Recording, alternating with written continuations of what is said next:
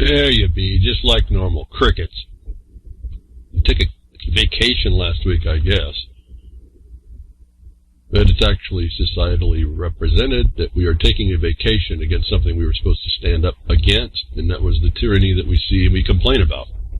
This will be BTW RLM 303. Week after week, I come here to explain it. I know people are probably tired of hearing it. We go through and show the myriad ways that it's all a mess, and how to... I think I'm maybe one of the few people that show in multiple ways of how to address it. And very few people have the interest to step up. And I'm really starting to believe that, as I said before, we're not going to do this. They're going to have their way with us. These people that just keep getting in the way that we were supposed to stop. And we haven't. And this was like a participatory in government. And along the way, people started looking at it and said, well, these people are just willfully ignorant. They're dupable as well. They really rest in their lesser capacities. Apathy is one of the things they reside in, and we're going to take advantage of all that. And so men and women didn't step up like they were supposed to. And what's amazing to me is how men and women will complain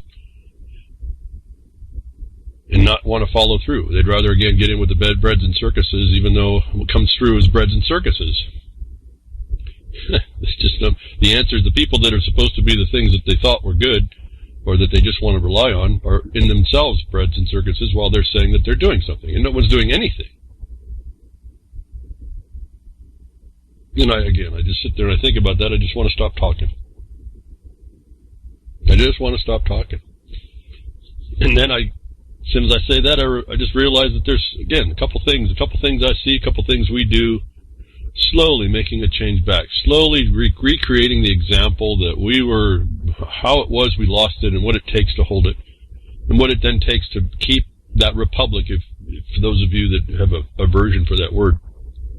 And even the question of that, I mean, there's all kinds of republics, but the one that we have in the United States of America, and in particular, the preamble they throw out was the thing that we were supposed to keep, and then relating back to the organic document and the Declaration of Independence, and why a people do what they do against tyranny, essentially.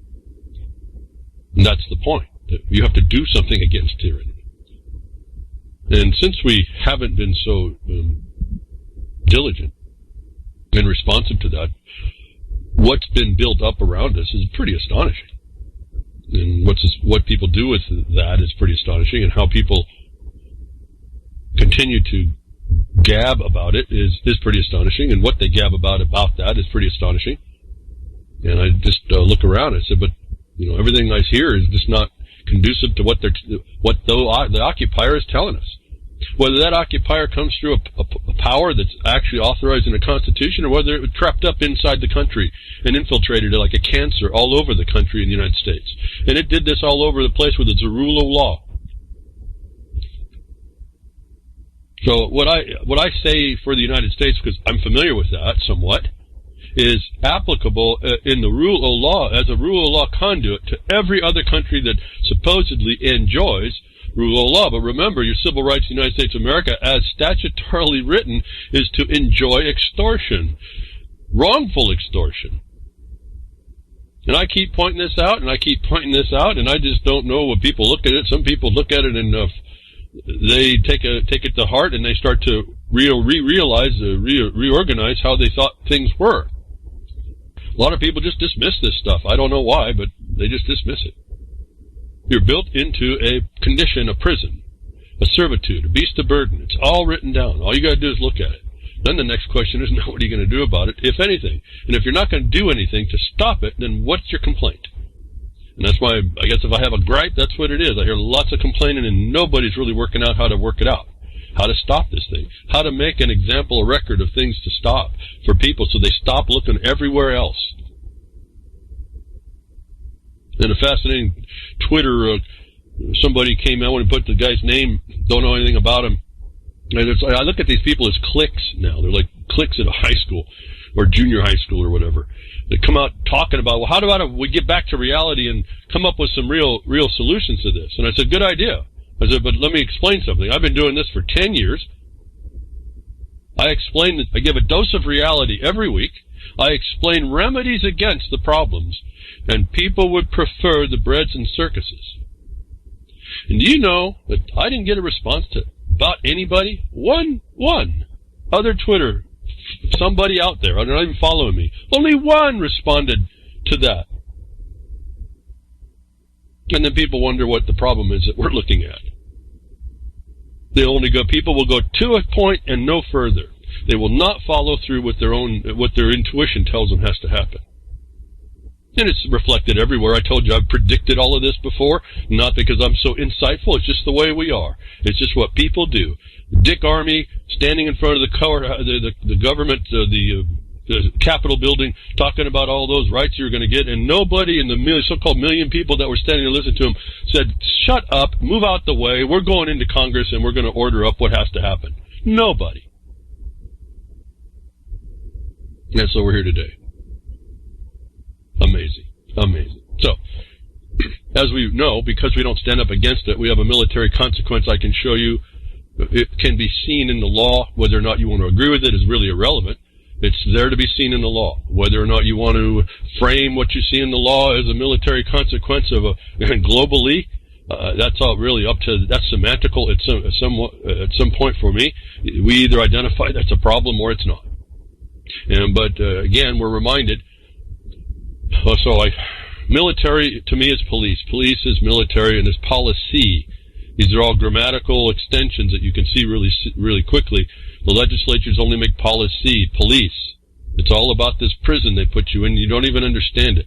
All you patriots who think you're standing up for some law, you don't even understand what you're looking at. Why do I speak so boldly? Because I've been looking at this thing for 30 years, and I can point my trace down, and I can show you how it's not anything like anybody seems to think. That I've told you long ago, and I haven't used this for a long time, but this came up to remind me again. These soldiers that you have out there, you can the phrase is, you can be too intelligent to be a cop, and then remember the Supreme Court made the other two declarations that you can be too psychologically stable to be a cop, and there you have it, folks. That's your military consequence of what you're up against when you're going to deal with these cops that are actually imposing federal rule and underneath a consequence you have no clue about because it's invisible to us. It's transparent to you, and you see that right in the Libra Code.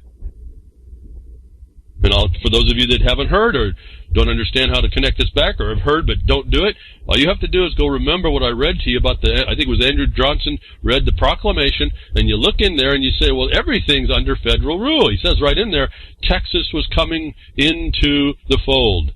And so therefore, with all their federal agents there. And then it was broken down into districts, and all those of you that understand the 1871 law, that's your statutes. And I tell you, go read 28 USC, 81 to 132. Don't miss 132 or 133, maybe up to 135. Look at the notes. Go to Cornell. They give you the notes. You can figure all this out.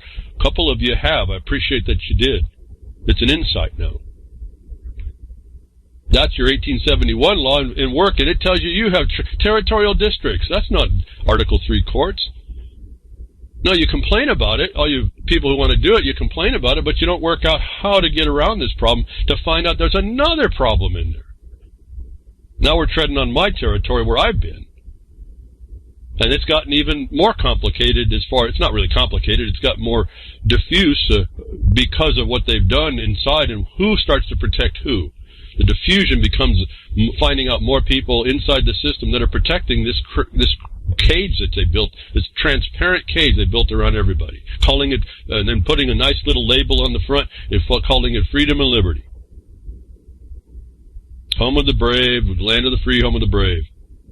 It's home of the fee, tax home of the fee, land of the debt slave.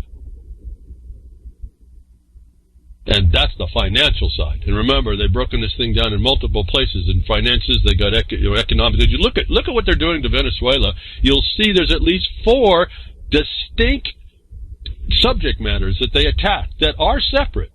And if you go look at what happens to Russia and how they deal with it, they'll tell you now, it's in the news. Well, business is different than politics. So we can deal with Russia on the business side, but politically we're going to crucify them.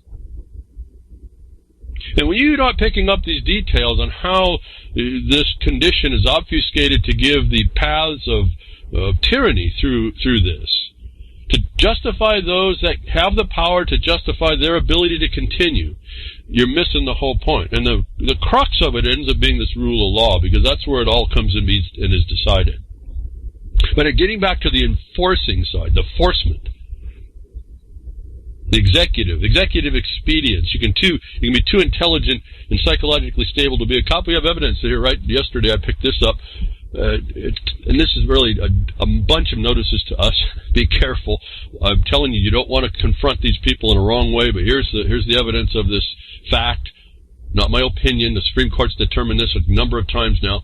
You can be too intelligent to be a cop and too psychologically stable. 24-year-old U.S. policewoman fatally shot while playing Russian roulette.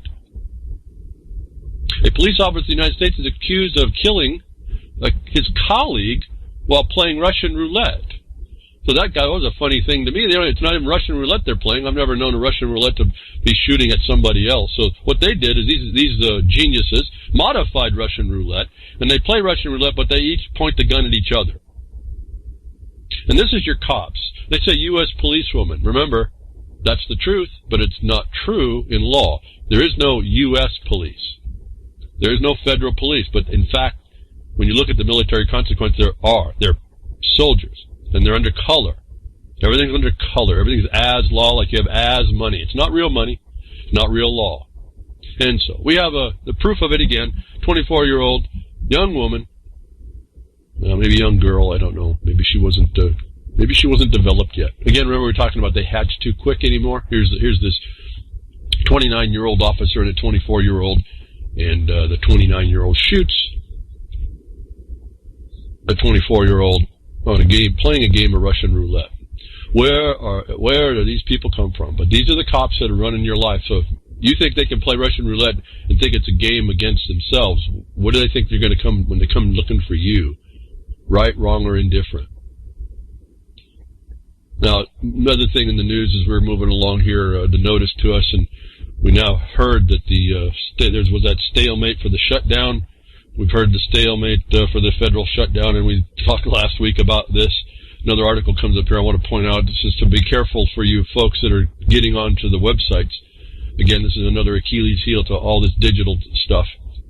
The mother of all government data breaches is happening right now, and this is another report. The problem here is that during the time that the shutdown happened, websites have these SSL certificates that need to be updated. Because the non-essential people were not working, a lot of those certificates are not been updated, and therefore they're not secure. And so they offer a problem for those of you that are contacting those websites and putting any private information. So I guess this is be careful as you're doing that. Now, remember that when the government shut down, federal employees were grouped into two categories: essential and non-essential. The non-essential employees were sent home and told to wait it out with a warning that it's actually against the law for them to even log into their work emails. The essential employees, meanwhile, are inexplicably forced to keep working for no pay, which is something that was supposedly outlawed in the land of the free back in 1863. He's a poet and don't know it. About half of all federal employees, it turns out, are non-essential, with more than 380,000 waiting at home for the shutdown to end. Now, my whole point here is not even to read this statements. There's things in here that people, I think, miss. And I keep asking you, and I talk to you all the time, back in Lincoln's time, 1863, also happened to be the time when Francis Lieber made his code that was adopted as an instruction which was considered the law of war, which turns out to be international law a number of years later. The land of the free back in 1863, folks, I told you, when you look around and don't see the land of the free, why do you consider you still live in the land of the free? And And that being the case, it was duty and obligation under all understandings of interaction, man's interaction with man and women, required you throw that off. When you don't see the land of the free, why do you just complain and not do anything about it? So my point here was the essential, non-essential. Remember, we showed you, I got to be careful in this article, I'm not really underwriting the totality of this, that there were non-essential, essentials were kept. Remember, TSA was apparently working for no pay, and yet they had a contingency plan when those essentials weren't enough, which means they were not essential either. And that's what I talked to you last week. The thing about the land of the free back in 1863, remember 1868, they brought your civil rights in, and what was that? That was the right that all of y'all would enjoy wrongful extortions of every kind in the forms of pains, punishment, penalties, fees, fines, taxes. That's your civil rights. It's not theft, folks. It's the law. Tax is not theft. It's your civil rights. I wish people would get this. Then hopefully do something about it, because just knowing the thing doesn't mean anything, does it? I can know all kinds of stuff. So this was an interesting little designation to my mind to tell you, land of the free, if you don't live in the land of the free, maybe you got to relook at this. And I tell you that the time out of mind of man says you have to throw off what occupies your silence is your acquiescence. And how many maxims do people know now that they didn't know before that prove that out? And all I hear people is parroting that, but not taking the action after they see that against what they find they can't tolerate anymore. Go back and really look at what's gone on, and you're going to educate yourself to a whole other reality. And the only thing I can see to do right now, and it's even reduced even further, is we just have to start being able to cite to the authorities, which is black and white, everybody wants to rely on, notwithstanding the interpretation by the interloping bar, the rule of law, understand how to do that too, but understand for ourselves what's going on and example that to others. And in this particular case, because I don't think the baby boomers are going to pull this one off to rectify the problem, they're going to have to start telegraphing their what they, I think, as questions now, because the ones that are down the path, the Generation Z, as I talked about a couple weeks ago, they're in some serious trouble with all this. They're going to have these questions in their mind. You can give them to them now and not let them sit in the smugness of their innocent, immature knowledge that they think they know everything that's going on, and just keep these questions in them right now, because I don't think those of us that are baby boomers, less than baby boomers, are just coming up into that, which is probably the majority of my listeners actually, are actually going to pull this off and be the example we need it to be. And I'm hoping I'm wrong. Prove me wrong. Explain to me how I'm wrong about that, please. Just do that, and I'll be, I'll take my lumps about being wrong on that. I know that will make me happy to do. But anyway, this non-essential thing, you find out, land of the free, it doesn't exist, folks. These things are telling us there's a misorganization in everything, and we sit quiet to it. In fact, as a Stockholm syndrome, because of the TSA, people were working without pay. Think about this, folks. He's referring here, land of the free back. Remember, the involuntary servitude was outlawed and put in the Constitution. But the problem was that no one started to look at what voluntary servitude could be and your consent and voluntarism into that.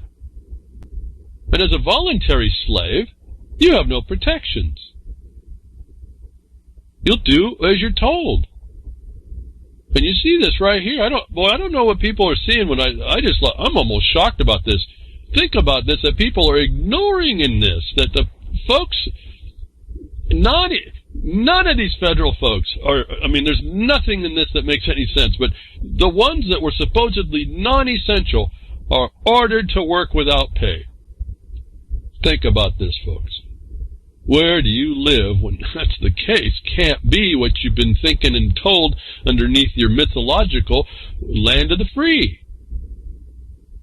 And there's a whole lot of subject matter authorities underneath how this all supports itself. And that's another thing I notice. People, we discuss things and I hear people talking or whatever, and the basis for what they use to try and understand what's happening is wrong. The different parts of law that they would use, they confuse equity with common law, with legislative, administrative. People confuse this, and it's made to do that. That's why I attempt to try and show you how you parse everything out, get everything confined to what it is. And when I've been able to do that here recently, and again, this is an ongoing learning process, the more I look and the more I read, the more refined I look at things, the faster I'm able to put multiple sections of codes together to show how things are supposed to be. In other words, I'll go offshoot here. I got to get back to the tabs. Like if you look at patents and you look at contested case versus code impositions, and I was just doing this for somebody here again last few days. I did some research months and months and months ago. I had to go back and retrace my steps because it came too fast. I just got the research because I had the presumption is the information's there, and I have to go research it out, not searching it out. I got to research it because it's already been there. And I'm listening to Ron Steffen in my head right here about talking about he become a searcher. That's possibly true, but we're also dealing with things of existence, and we have to go maybe seek them out, search them out, but it's actually just researching what's already there because we were ignorant of it. But getting back to the land thing, found out that the statutes a long time ago, months and months and months ago, found the statute that says these code enforcements are applicable to publicly owned property relative to the comprehensive plans that are required. Well, if that's the case, then they're not applicable to patent land, let's say. Private property, not private real property, which is stated in that code. The point is that these codes are actually applicable to the government property. But nobody understands to go look to that section and write it down and make a simple thing. They'd rather go off on all these, this is UCC, it's Admiralty, it's this, that, and the other, you don't have property, all this nonsense stuff, instead of getting right to the point. When you live in a place when you don't have what we're told, you're either ignorant of your rights, the way I'm starting to see it, and you're ignorant of where it says that those rights are recognized, or you are apathetic to the imposition and you consent to this servitude, or you didn't do the third thing, which is required once you did know, turn around and assert all that against you, as I keep telling you how to do that in any particular subject. But getting back to this, where we're federal condition, you see that employees, this is a master-slave relationship. I've talked about all this. There's nothing new I don't think I've ever seen now for the last many years about what I've told you before and how it just keeps regurgitating in front of us and how we don't respond to it or respond to the things in the way that would instruct us. That as a voluntary servant, the voluntary slave in a master-slave relationship and employment, you don't get to say anything. And this was a big deal here for my mind that people are just kind of missing. They'd rather talk about other things. Well, let's talk about the wall. Who cares, folks? I mean, you're looking at that wall is only going to represent the wall of a hollow vessel because none of the production inside and the wealth was protected by anybody that was in government and by plan. And I talk about all that as well and how this all works. But so, in regard of the government shutdown, and now it's off for 3 weeks, and Trump has done this deal where if it doesn't happen, he's going to resort to Title 50. As I told you, folks, it's a military consequence. I don't even know what the question is now. Once he resolved to use Title 50, I don't even know what the reading for the shutdown is, and I haven't sent out a tweet back out to him, but I'm debating on this because everything you do has a consequence, and it's more than me that I'm going to be speaking for if I do this. But once he went to Title 50, national security, to build that wall, you didn't need to see any of this stuff. None. And so, anyway, looking at this story at the government shutdown ending, it was kind of a fun thing for me, a misunderstanding when I quickly looked at a headline I wanted to kind of pass on to you. Maybe it's funny to you, maybe it's not. It was funny to me that it was a title to a news story, and it said, U.S. alligators go dormant, turn snouts up in frozen swamp. And the Twitter trending terms were history with animals, and Trump caved, and then I remembered Congress critters. So at first glance, I'm thinking this U.S. alligators go dormant, turn snouts up in frozen swamp was going to be a story and a report about the government shutdown ending. and Trump caving to that, which is not necessarily the truth, but that's what the point here. This is the tale. What the story actually was had nothing to do with the swamp in Washington. It actually has to do with ones in North Carolina where those alligators are going dormant because their ponds are freezing over, and they stick their nose up and they freeze in place and they go dormant. And then there's a word for it. I won't get into all that. But anyway, I thought it was kind of funny. U.S. alligators go dormant, turn snout up in frozen swamp. I thought it was talking about the ending of at least the 3-week cessation of the shutdown. But it wasn't at all. It was also another thing that came up, again, me just looking at some fun, trying to see some fun in this nonsense. Now, like last week's Freaker Ball, they talked about the Doomsday Clock and brought up an article. And the Doomsday Clock is close to apocalypse as it was during the height of the Cold War. A renewed nuclear arms race, rising greenhouse gas emissions, and the emergence of state-sponsored disinformation campaigns have left the modern world trembling here, I guess. And I wanted to know, relative to nuclear war and climate change, would global warming and nuclear winter, would they balance out? We can turn that clock back, can't we? Global warming and nuclear winter would balance out, right? I'm thinking so. So again, this is all a bunch of nonsense, but this is what, I mean, how else are you going to take this stuff? They don't, right in their own discussion, you see the answers of nonsensity and the nonsensity of this, nonsensicalness of this. Did I just invent another word? I don't know. So, nuclear war, it brings on the nuclear winter, right? And global warming should balance out. But one thing was pretty interesting and kind of neat. I still get into the neat stuff of the wonders of nature and the coincidental stuff that happens together. There is a question that maybe this didn't happen and it was all made up, but I don't know. It was the picture was originated, I think, by an amateur astronomer who pointed it out, and then it was verified. These were verified by then an astronomers with a telescope, and getting there, everyone saw it, but everyone picked it up. Was 2 meteor impacts on the moon during the super blood wolf moon eclipse, within 2 minutes of each other on either side of the moon. Pretty neat. I'll go with the fact that it was done. It was captured by thousands, millions of people shooting their cameras and telescopes now on the moon while it happened. During that 43 minutes, there was 2 impacts by meteoroids, and pretty neat. Just wanted to comment. If you missed it, maybe go seek out. I got a link on my Twitter that you can see the observatory put the two impact times together. You see they're 2 minutes apart, and you can see the bright flashes. I did have a question on whether or not, why the flash was quite so much, and my mind keeps going back to maybe an electrical discharge type of thing going on as well. Charged bodies coming in and discharging on the planets. However, it was just an interesting thing. If you missed it, if you're interested, I'd like you to maybe treat yourself to seeing that. What's the odds, folks, that the 2 meteor impacts, and how many are going on all the time? If that was the case, we're not even told. But another thing that came up on the Freakers Ball was a story about the guy who created Davos. He was talking about the fact that we're in a war. Humans and robots are going to be in war. And I just, when he was doing that, when Grimner was reading that off and talking about this robot that was serving coffee at Davos, I picked up on that story. And then he's reporting on the founder warns of a battle between robots and humankind. I'm also looking at a report here, folks. Maybe we don't have to worry so much. Now remember, these things are not living creatures. They are machines, and this is what's being lost in all this. Japan's robot hotel fires over half of its bots after complaints. And so maybe there's a ray of hope here for us in the robot apocalypse, and all the Terminator pictures or whatever those robots are I'm seeing that come up now in the memes.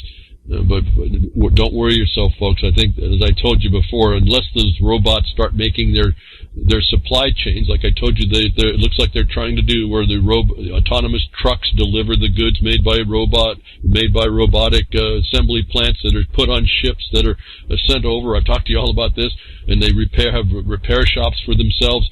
Once they have set up, once these artificial intelligence have guided man to program to be able to do all that, then maybe we have to worry that they're going to have non-stop repair conditions that they will get be able to fix themselves. But until then, the robot hotel has now fired half of its bots, which I thought was interesting. How do you fire a bot? You just unplug it, don't you?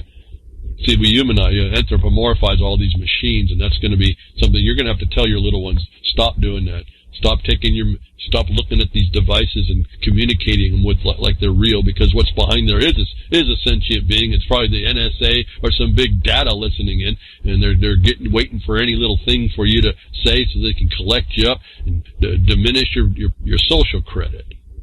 One thing now, moving from things that we may not have to worry about that are the apocalypse of robots against humankind. Remember, they always anthropomorphize everything. It's not humankind. Men stand up. Women stand up. Forget these humans. That is the animal in legal. And if you look very carefully, they really don't deal with man. In fact, if you look at some constitutions, they speak to man, but they won't speak to person where you have a remedy. So think about that one, too. Anyway, lots of stuff to say. I could go on and on. A lot of people I noticed, and thank you very much for those of you doing the rebroads or whatever in the repass and the mirroring of the broadcast. I noticed some people saying that there's more to say. Yes, I'm just doing you a thumbnail. There's so much more to say on all these topics, and I appreciate that feedback. I just can't get to it all. In fact, I can't get to all my tabs every week. And so the robot apocalypse may be half strength already, folks. So let's not get too lost in that. And I guess I say that because we need to push away from this nonsense that's being foisted upon us by these.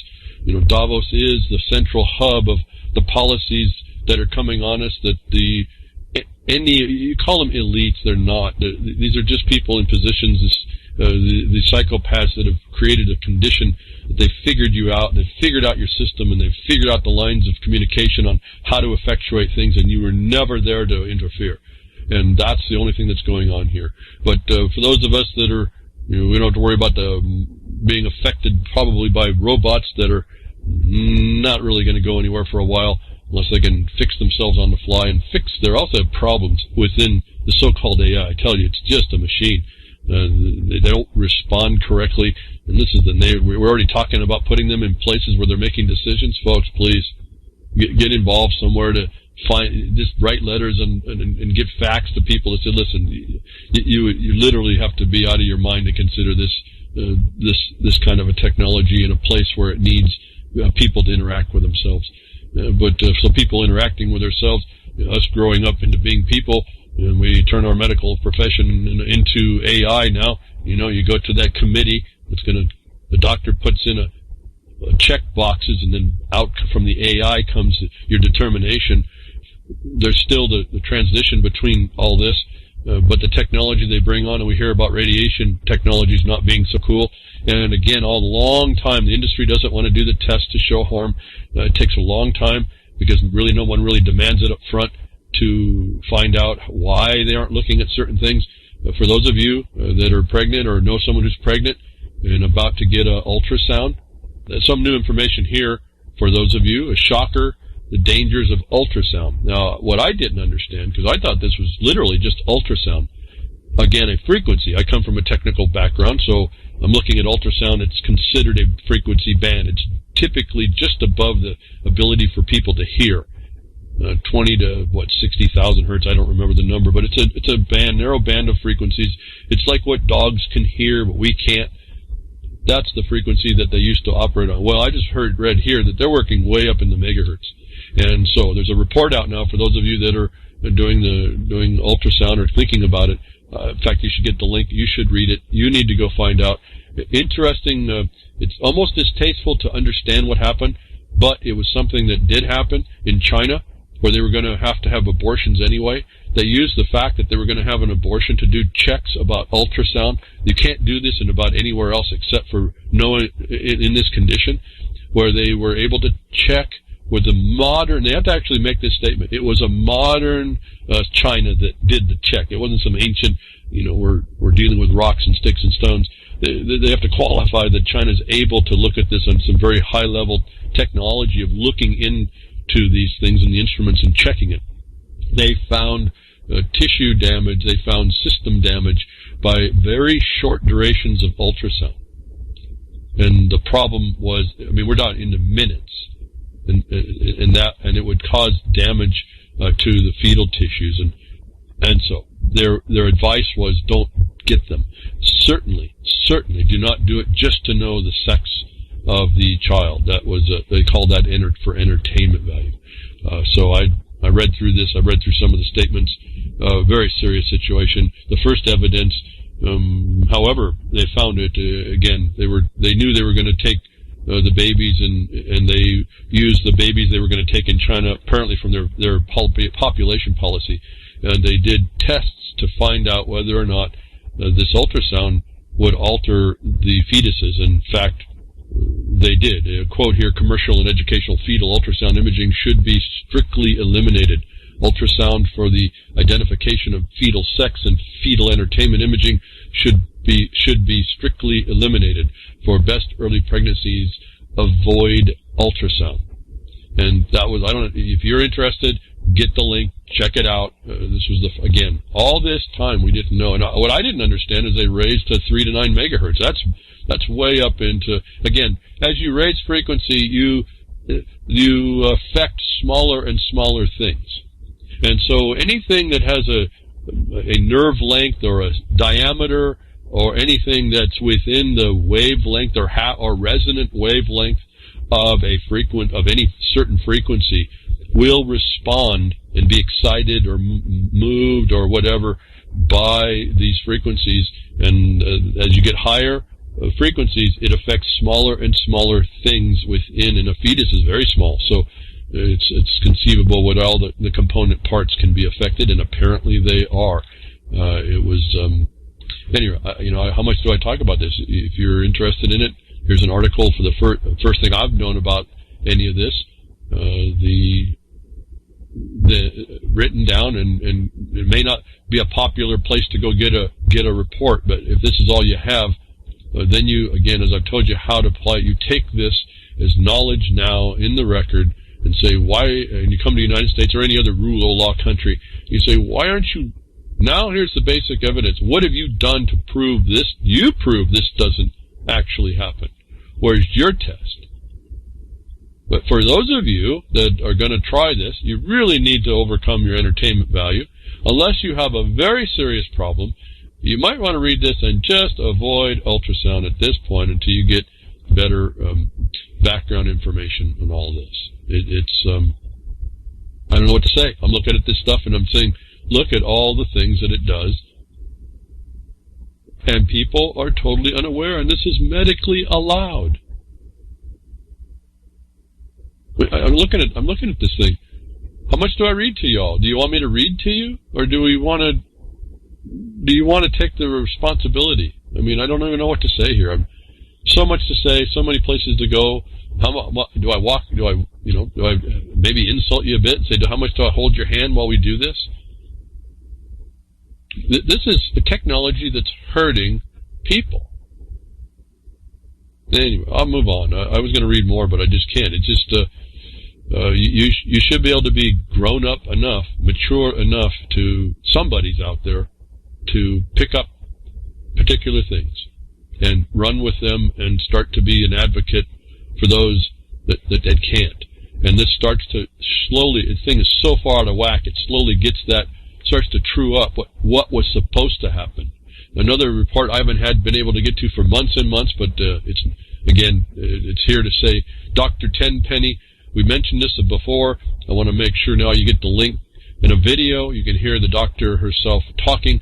The Infanrix Hexa vaccine is, again, been proven to be, it doesn't even do what it claims to do, and it has 65 cross-contaminants from other manufacturing lines, has chemical toxins, unrecognizable macromolecules, various free bacterial peptides that are potential allergens and are capable of inducing autoimmune reactions. And folks, I read that and said, how many things are we looking at? And a lot of these so-called treatments that are autoimmune responses by the body to the trespass. And so here's just another link. Those of you getting into the vaccines, to me, I've told you to say it again. I got to say this all the time. I don't know why we have to explain this. I'm not necessarily against vaccines, but you got to check it against the risk. That's how you do that. And like antibiotics, I'm not going to tell you to take antibiotics, but I wouldn't be here if it wasn't for an antibiotic. At the point I was required to take it, otherwise I'd be dead, I was required to take it, otherwise I'd be dead. That's you're looking at the risk against the harm caused by the thing, and that's not what they're selling. And they frame this dichotomy against all of us, and anti-vax versus vax, and there's nowhere in between is your problem, because that's the alternative dispute condition that they set up. These people know how to do this against you. So here's some more. The Infanrix Hexa vaccine. I told you these vaccines that have more than one are seriously threatening. I told you this a long time ago. Did I have the proof? No. I could just read in the sheets, in the data sheets. I could read some of the science behind it. I could read, again, lethal injection, the great work that Clint Richardson did. That's the one I was explaining to him, the Title 50. They have the right to harm you, folks, in Title 50. The same right that Trump has to build his wall, he tells us. He knows, folks. They knew exactly what the power was. They could go find the money from an emergency standpoint under the war powers. If you don't live in the home of the free and the home of the brave, I'm telling you, go look and see why they're using the war powers to get everything done. And maybe you don't live underneath that state anymore, and it's constitutional, which is the biggest tough problem. But do y'all look at that? No. And if you do you understand how to parse that out? And it's still a question, as I told you it is. And that's the one that needs to be attacked. Remember, the pretense or pretext. Is that the only way to approach this? Absolutely not. This is just one of the many things. Multi-dimensional war against us, folks. Just pick a place and jump in. Don't wait around. Just do what you can where you are. If you don't see anybody to talk to, just focus in on what you want to do, and you keep moving along. Keep an eye out for someone, allies that you can work with. You're probably not going to find many until there's more of us. We don't find many allies, but we hold on. We try to make everybody an ally, and those that won't, we don't let them get in our way, and we keep focused, and we keep plugging away, and you become an example as best you can to everybody else down the line. So here's those of you, and you may have already heard about this Infanrix. I did report about this in just a report and a story, but I had on my tabs, and it was down the road, a video you can watch that was a thing. I had a Twitter then. It says vax, not vax.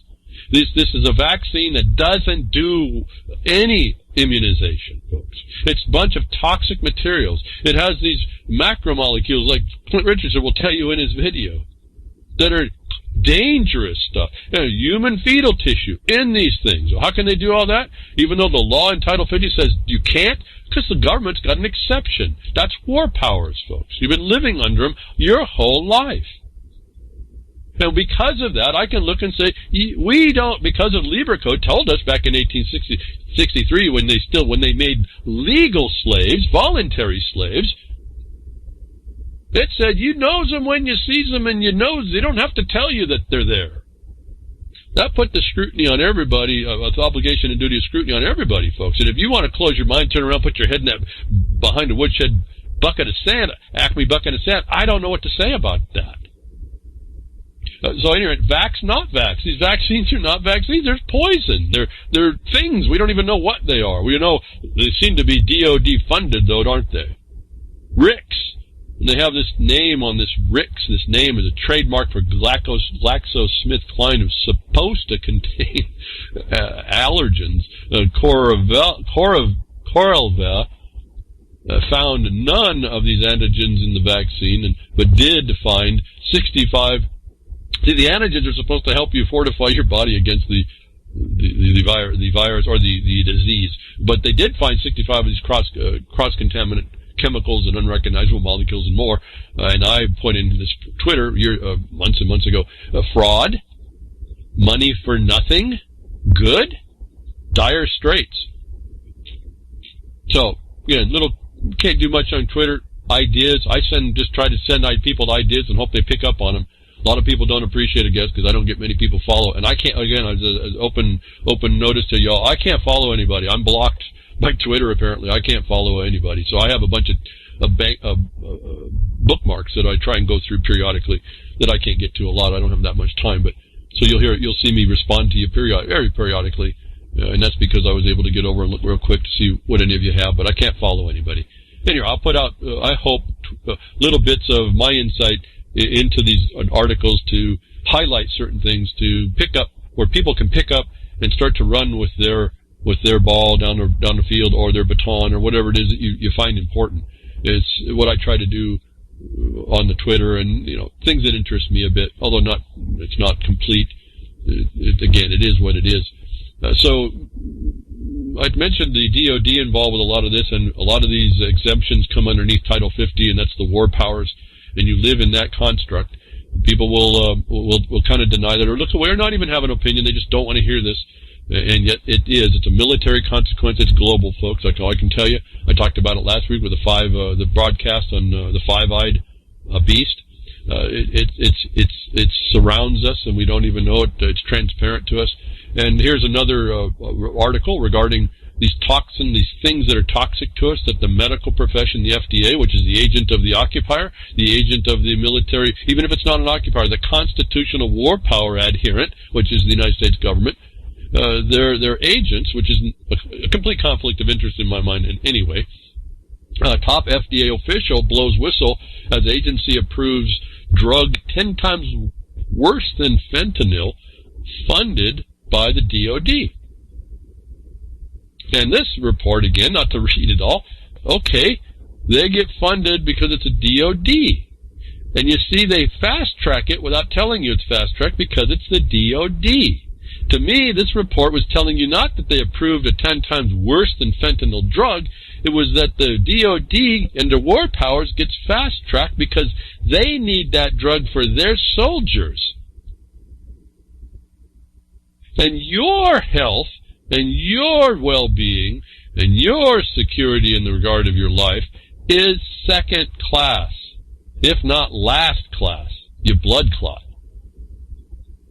So this is I look at these reports, I see the title, it tells me about all I need to know, but I apply it to something funded by the DOD in preference to your safety.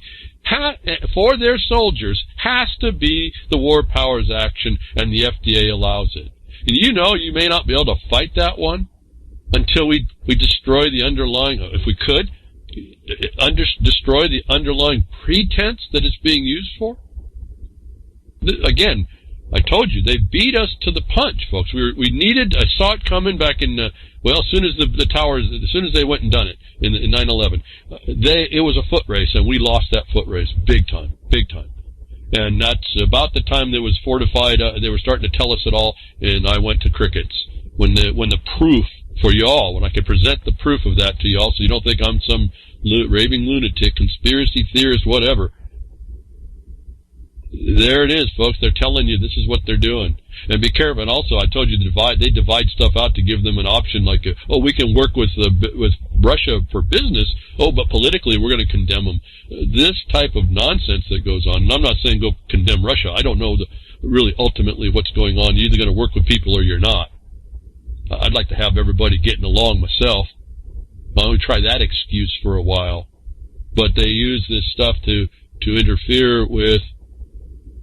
They split the hairs so that they get to justify what they're doing. And this constitutional war power is going to be a critical thing. I mean, remember, they removed all emergencies except for the Trading with the Enemy Act. That's in commerce, folks. And that's kind of focuses. You can focus in on that as well. And that also ties you in, for those of you that want to think you know about Admiralty and you want to go run from it instead of embracing it and go work like I've told you within the neutrality, which is provided for, so you don't have to, it's not your opinion. Admiralty works through commerce as well. So you can see how they tie this stuff together so it's still within international provisions, and it's within law, even though it's an abomination of what's gone on. And so we have to understand that before we're going to get anywhere close to getting into it. So the FDA advances DOD purposes, and doesn't, your second class, your health and welfare is second class, and that's exactly what Title 50 says. They get to do that. And the exceptions, read it, folks. Don't take my word for any of this. Like I can only say, like Clint Richardson in Lethal Injection, he was stunned when he read that in there. It turns out to make two parts of his video where he's reading right from the law. The part that says that man is an animal pest, And that at the end it talks about this exceptions. And that's supposed to be your government. But remember, you got civil rights. Pains, punishments, and penalties are part of your civil rights. And your taxes aren't theft, that's a civil right. It doesn't matter that it's wrongful extortion, because it's a civil right in the law, so-called. And how is that consequence? But from a military power, it has to be. And we found again, I'll just return, we go round and round in big circles. Our own mandalas, we make nice, frilly-looking, nice patterns, but we all come back into the same point. Lincoln killed the Union, folks. And there's a military consequence just by that alone. And when you stop seeing your republic, because you didn't keep it, Liber Code in Article 1 says, then you're seeing what exactly you're up against. And yet we would claim otherwise. Oh, it ought to be. No, it ain't ought, it's what it is. This is the word ought was the disempowering thing in the Declaration of Independence, but it is a good point for sentiment, and I've explained all this years ago. But getting back to your health, and then it's second class, last class, a blood clot to the system, and they get what they want and what for their soldiers, and they don't care about you, and everybody works on that. See, once it goes into commerce and it's okay, other people can exploit it, and they get to exploit it without any accountability. Well, except for the one that says in the Liber Code that if you go too far and you expose us, then we're going to have to come after you. So that we quell the natives and their discontent, because under international law, it's all understood. If the natives find out and they organize up and they find out with the proper knowledge, they have the authority and obligation and duty and the right to throw us out. And when they don't, we get to thump on them. We get to enforce civil rights on them, everybody equally. Now, does that sound familiar, folks? Equal rights. Amazing. Don't even understand what they're talking about. So then we have this other thing. Since I look at it from the military consequence, and not solely, again, it's an open continuum of potentials and possibilities based on however you construct the authority, which is actually the black and white authority that everyone works on that has the power to harm you, is the black and white. And however you correctly combine the law, correctly oriented, will bring you to different potentials of what is the condition on you. There's multiple dimensions to this war. Levels and dimensions. And we're not talking esoterically here. We are at one level, but that's not what I can't get y'all to move from this stuff physical to get us into that spiritual side anyway, so I'm not even going to try.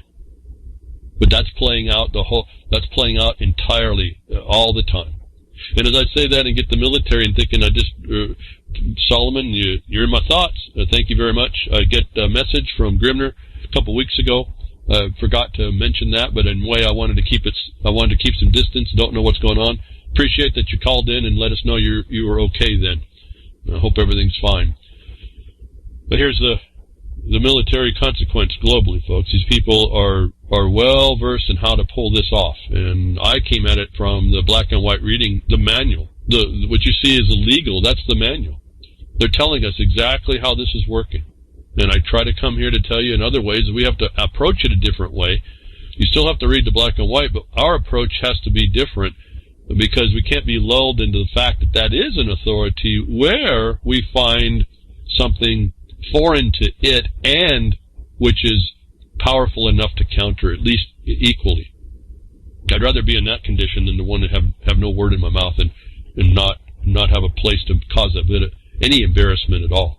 It's now coming out that the governments, we all say this, but they're big money laundering systems. They're big rendering machines. I told you you're the beast of burden in these judicial conditions. It's not judicial at all.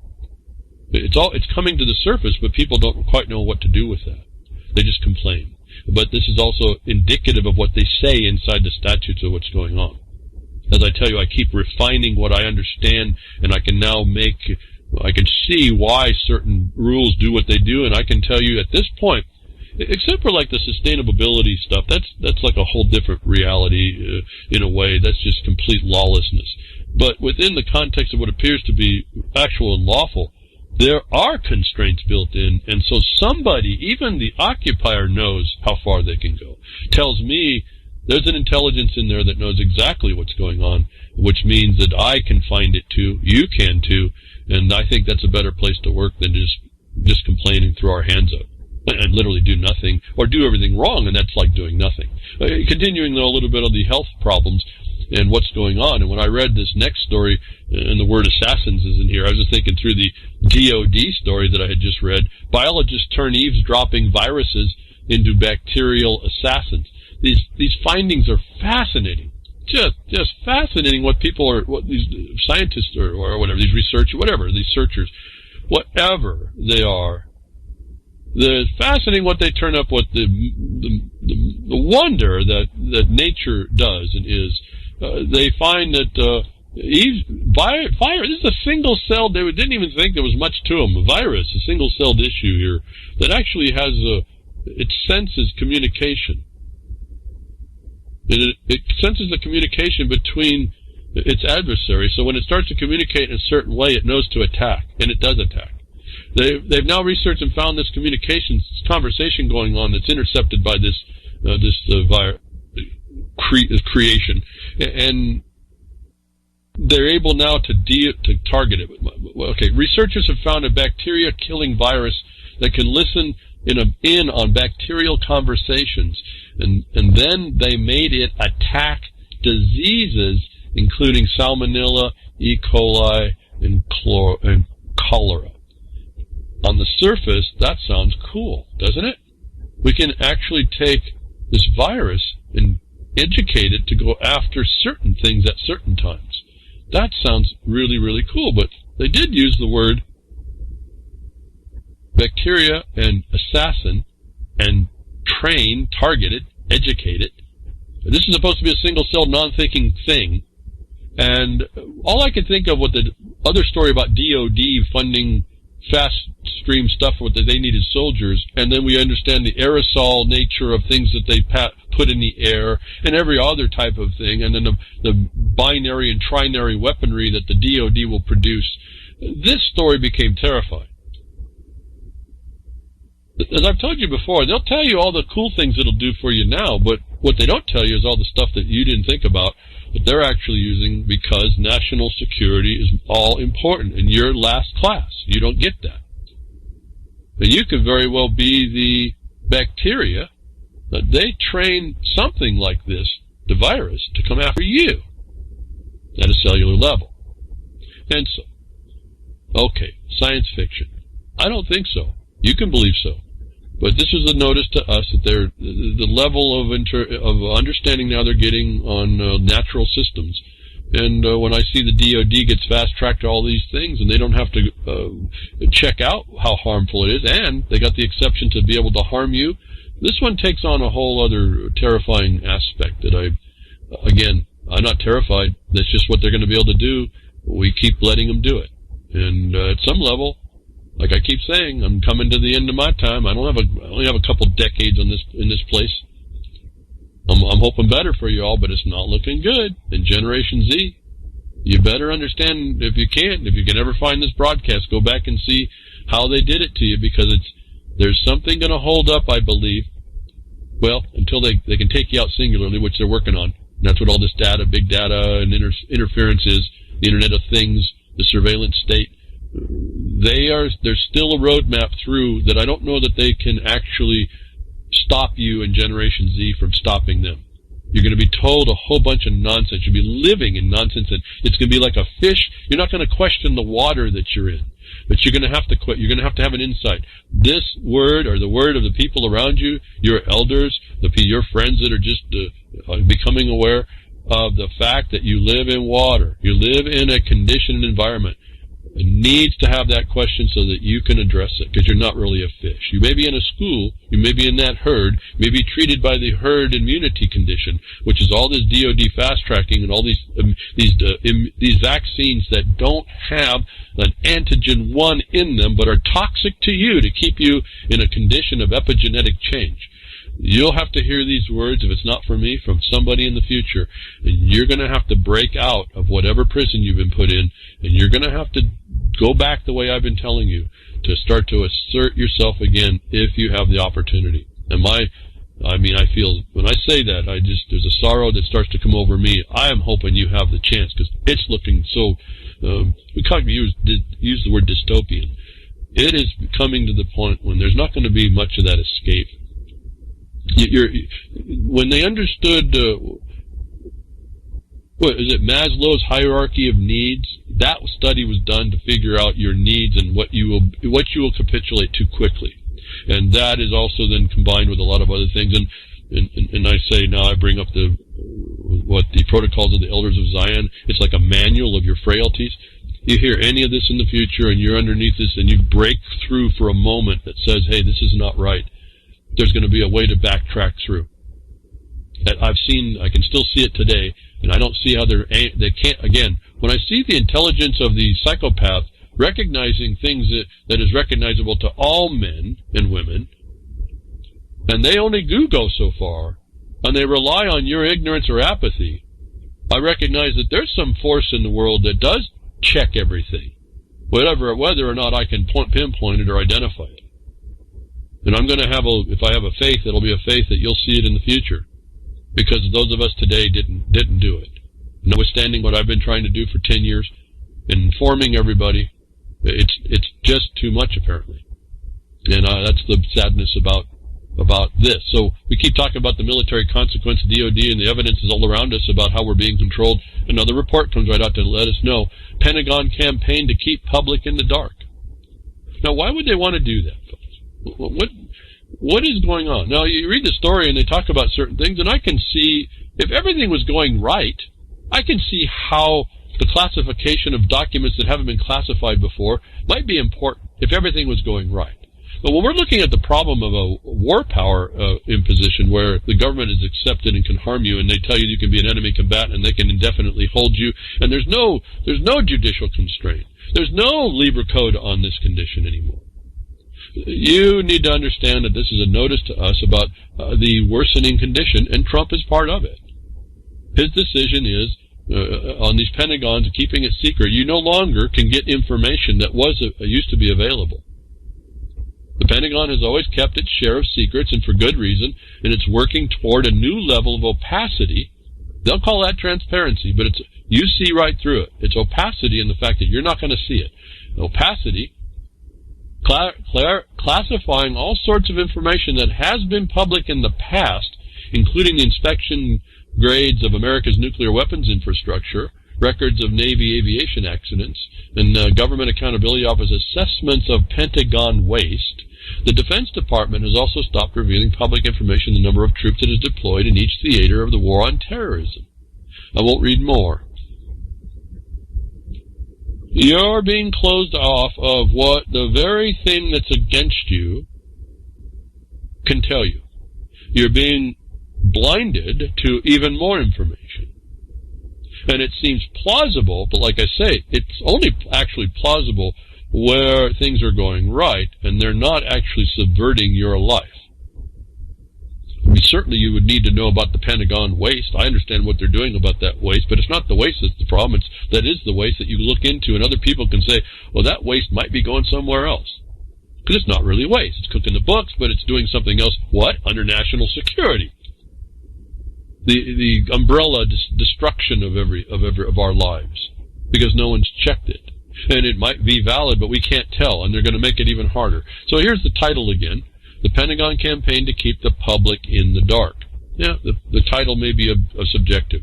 I'm telling you, that's notice to us. It's good enough for me that this is exactly the next phase going in, as they're taking away disclosure in a number of different areas. My view, based on my reading of Black and White and the history of how it applies all together and how they continue to do it, and it's predictable, so it's another proof on its own, is they're doing this on purpose. It's not an accident, and it's not for the reason they're telling you. And it's just to keep slowly, as I keep telling you, Generation Z. By the time we get to Generation Z, or maybe one generation so-called behind that, there's not much available to you to get your hands around. Now, you cannot care. Who cares about all this stuff? Let them keep it secret, right? Well, it's fine if everything's going fine, but it's not going fine. And if you listen to my voice and you have a complaint, you know it's not going fine. Whether you do something or not, you know it's not going fine. And so here we have another thing. They're telling you, why? I keep telling you, you live underneath this military consequence. Why would the Pentagon be concerned about the public anyway? Are they supposed to be looking outwardly to protect us, aren't they? Aren't they? Well, I don't think so. I think they're looking at the so-called public because they're actually been looking inwards. And these the opening story about 2 U.S. police doing Russian roulette. I guess the Russians did that too, right? Putin was all over that one. Russian roulette, only with a modified twist, shows you this fact. I mean, I don't know how many more things we get to come around, but it's not something, okay, now we know that, okay, great, and we go to sleep. This is the condition of your life. It affects you everywhere. And one day it may affect you terminally. Remember, life is a terminal event. There's no question as to how the bad works. I mean, it's just, why is that a question? It's terminal. It's just how well are you going to go downhill from the beginning?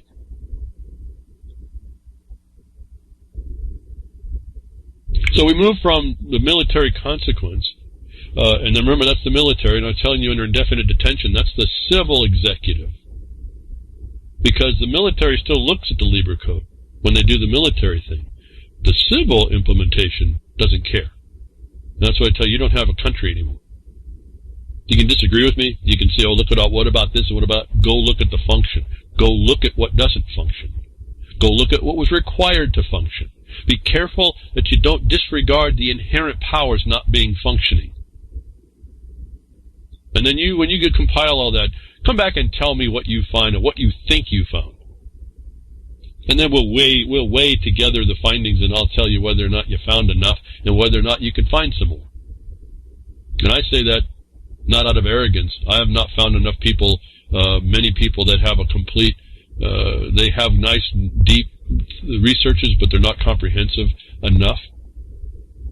And that seems to lead us down very narrow, blindered views that we could open up even further. And again, the more you see, it's not even a negative to me, it's just what is. It's negative only because of the consequence to us.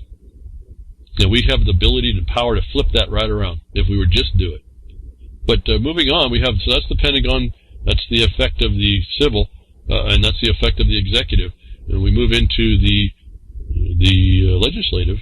And I told you last week, I said, this young woman that got in from the East Coast that got elected into, I think it's the Congress here. She got. This is the example of what's coming in to run the caucusocracy, and this is what we're allowing in to run that caucusocracy. And I would tell you my title right after I made the comment last week, and I'll hold off of that comment here for a moment. It says Ocasio-Cortez gives 0 F***CKS, claims world will end in 12 years. U.S. should pay reparations to, quote, heal. So this is that young congresswoman now who was voted in by you all over there for whatever reason. I just can't understand, folks. But I did have a comment about that, and the way that the title came out, what she said, what comes out of her mouth, what I said to you before, what we allow into the caucusocracy, the psychopaths that eventually, my comment observation was see what happens when they hatch too soon.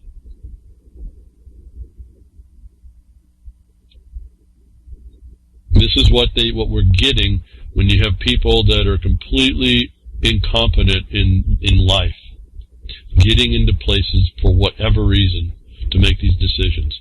And this is the fast track into the stinking abyss. And it's beyond me, probably beyond each one of us, because the people that are in that area that got her in are the ones that wanted her in. This is your future. Well, I guess your future ends in 12 years by her. And why would you pay pay reparations if your future ends in 12 years. I don't know, but she has 0 F asterisk CKs about the whole thing. And she's your representative, folks, or she's a part of a body of representatives. Just see what happens here when they hatch too soon, folks. That's all of you all. It's like when I looked at it, I realized when I was 18, supposed to be an adult, the insect that I is, I realized I wasn't prepared. I realized as I went through life and started to get better and better, it wasn't until about 24 and 25 I started to get a better, more rounded application of things that I could start to make decisions at 25. And even then, by 32 I knew everything. But so it was a fast rise to the pinnacle of my life, as we will and we will do. At 32, you know it all. And you know some good stuff, and you're pretty active. And I don't want to denigrate the knowledge that we have at the age of 32, but we're not done yet. We're not actually done yet. And I know this society's not done yet, because I'm here looking at a bunch of people that are older than me and younger than me, and we're supposed to be reaching the pinnacle of our experience and our observations, and we are dysfunctional. But when they hatch too soon, this is the kind of statements you get out of them, and there's going to be more, folks. I don't know what else to tell you. And they're gaining a power, and they're gaining the momentum, because of all y'all that should be stopping that are not stepping up in the proper ways. You're becoming divisive even within yourself. You don't understand the condition that's going on, and it's not just her. This whole thing is being driven. It's a plan to be driven, and you need to understand the rudiments of it before you're ever going to stop it. And if you don't, we're just going to see this stuff come on us. And if you don't think it's all integrated, remember, this Ocasio is I've heard it described as a socialist, rabid socialist communist. In her what she presents, she's completely within sustainability and completely in the destroying you all to make you all equal, taking your wealth and giving it to somebody else who may or may not be worthy of it. And that reminded me of this next, what came up in the feed right after that. Remember, who is else supporting sustainable development? Who is social justice, equitable sharing, prosperity that isn't austerity? Austerity, folks. What a religion here, huh? But the Pope, so-called. And what I found fascinating was this story came up right after that other story, and it says Pope Francis unveils new Click to Pray app. Click to Pray app. The Holy Father launched an app called Click to Pray on Sunday that'll allow the world's 1.3 billion Roman Catholics to join him in prayer. What a promotion. The Pontiff has on a profile on the Android and iOS app that shows Catholics around the globe what he's currently praying for. Users can then click an icon to indicate that they've prayed with him. Thousands of faithful watched Sunday as Francis, who once said he was a disaster with technology, showed the app on the tablet at his weekly address in St. Peter's Square. "Did I do it?" Francis asked an aide after swiping a tablet. Click to Pray, folks. If you don't think that globalism and these iPhones, this technology isn't setting you up, you click to pray, and if you don't, what happens, folks? Remember social credit? Remember that, folks? Remember the social credit? You think that's going to be tied in with that at all? Maybe, you think? Is the Pope in on it, folks?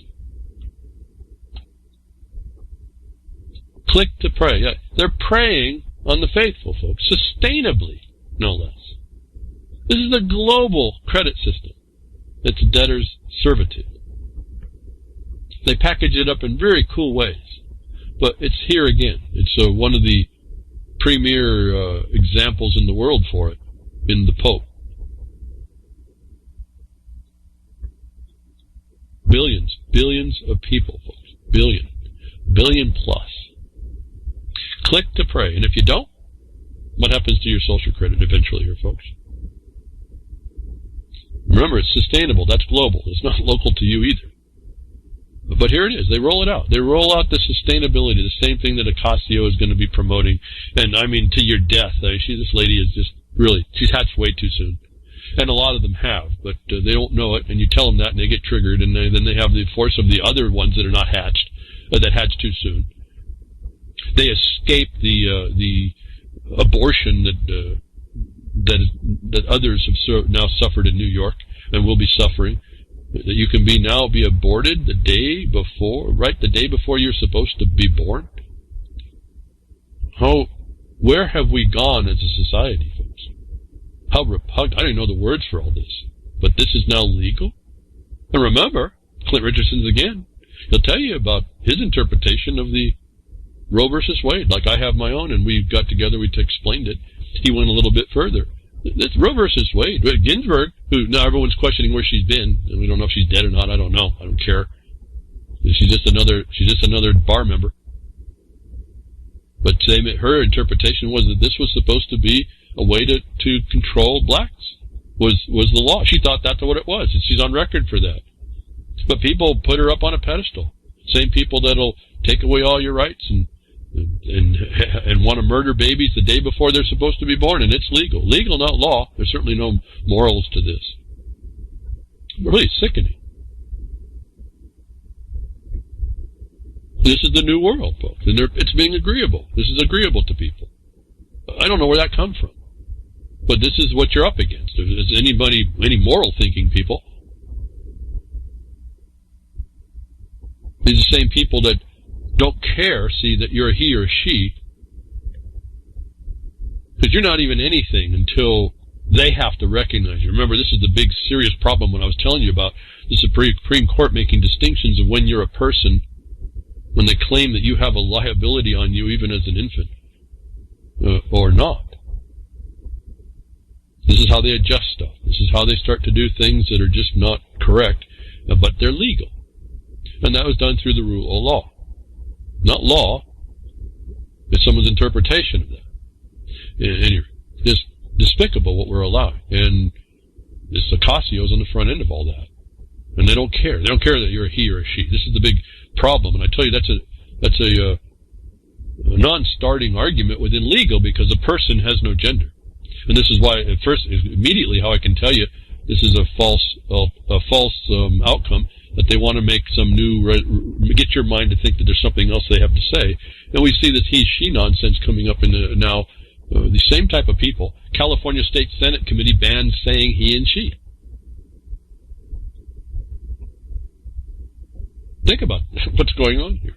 In fact, the one who did that tried to talk about her teacher, and referred to the teacher as a her, and got chastised by the people in the meeting that she couldn't say her, she had to say them. So now you're always a group. They're totally controlling your language. That means they're totally controlling your mind. There's going to be some of us, like myself, I could care less about all that. I was brought into the world to believe there's a gender. If you want to make a political statement about that, go tell it to someone who cares. See, I already addressed that behind Woodshed. I told you, because they went to it, and it's proper now to put a Z before the he or she to make your statements better than going to they or them when you're talking about someone. That they said to put a Z in front of he, the pronoun he, or the pronoun she. I said just make it the it they're talking to. That's a person, it has no gender, and put a Z in front of it to make a pronoun grammatically correct for the triggered among us. And we'll be dealing with Zits from now on. I've talked about this before on a broadcast. It's now coming into a legislature near you in California. You can't say he or she, they say. A colleague of mine was talking about, he got a little bit chastised for using the term girl for a 22-year-old who was dressing down the commissioners and destroying a commissioner's power in a meeting that was trying to impose, through this alternative dispute resolution condition, trying to destroy the county's power. He referred to as a girl, and there's some liberal who took offense that she's not a girl, she's a woman. Well, that was interesting, because that's still gender. And my colleague tells me, he said, well, when she grows up to know that to stop harming people, and she's, from my perspective, being that he's an older guy as well, he says that she, from my perspective, she's a girl. And when she learns how not to harm people, maybe she'll become a woman. But my problem with what you just said is that you focus on that instead of the condition, the subject matter that's harming you.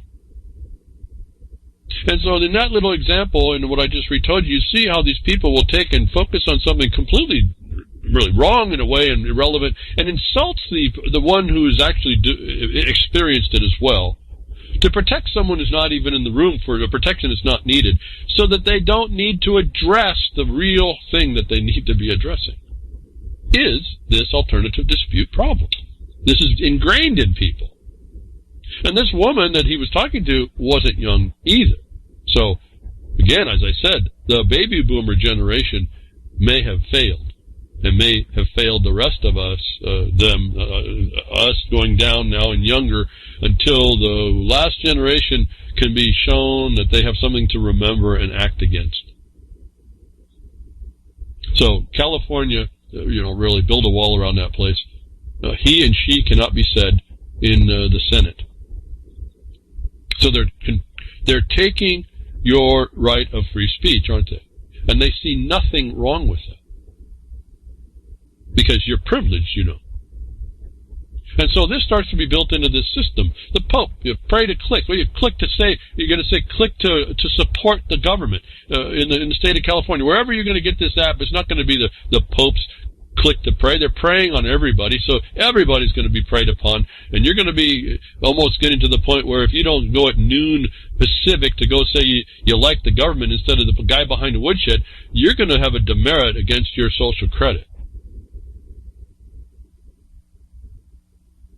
And as your credit goes down and your debt goes up, you're going to be identified and targeted. And if you think I was telling you about China pivoting to China was different than what they were telling you in the military context is what they wanted you to think, the military is global, so it's not something you have to even focus on. What are they doing with it? Well, they're turn to China because of the financial construct that's coming, the digital construct that's coming, the invisible transparent cage.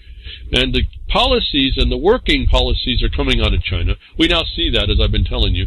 This is now, we talk about the tracking and tracing, and you say you don't have a thing to say, that you don't do anything illegal. It's not going to be about what's illegal. It's about what if it insults someone who's made this rule, like you can't say he or she. Chinese court, you don't think the judiciary is involved in this, presents app tracking nearby deadbeat debtors with a map of shame.